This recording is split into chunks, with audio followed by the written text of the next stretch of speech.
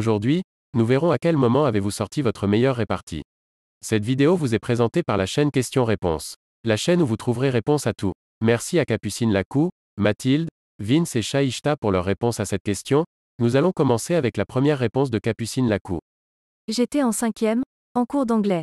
La prof nous faisait écrire une leçon assez longue. Moi, qui ai toujours écrit vite, j'ai fini d'écrire la leçon bien avant tout le monde, et, connaissant le laxisme de la prof, je me suis mise à lire en attendant que les autres finissent.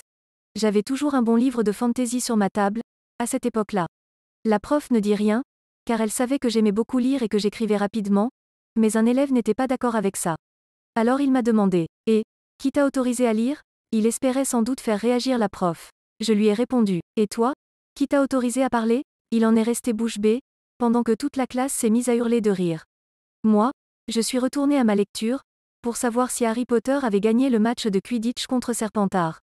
Et vous savez le meilleur? La prof n'est pas intervenue une seule fois pour faire taire la classe, car la réplique lui avait donné un bon fou rire qui dura jusqu'à la fin du cours. Puis pendant un trimestre entier, à chaque fois que cet élève s'est mis à dire des choses désagréables, il avait l'habitude d'insulter des gens dans leur dos. On lui disait: Toi, qui t'a autorisé à parler? Et il se taisait, puis retournait dans son groupe de potes, sans doute pour m'insulter, moi et mon clash à la con. Vous en pensez quoi? On va continuer avec la réponse de Mathilde. On débattait des LGBTQ+.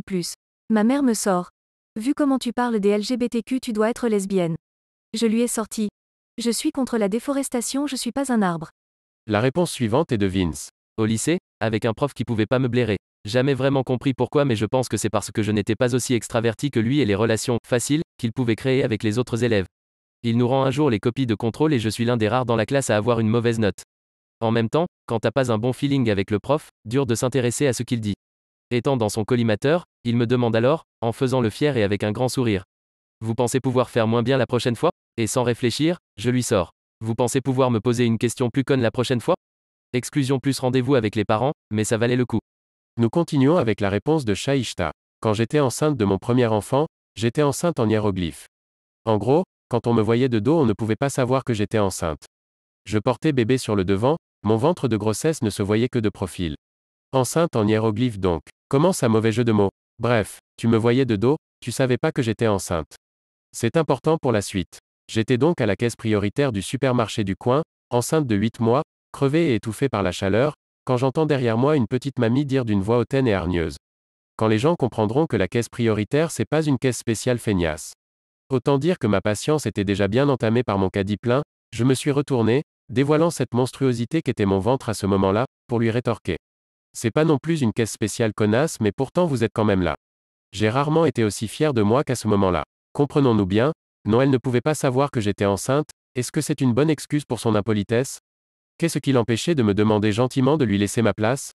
Moi valide et elle fatiguée par son âge, elle se serait vite rendue compte de son erreur, on en aurait rigolé et puis basta.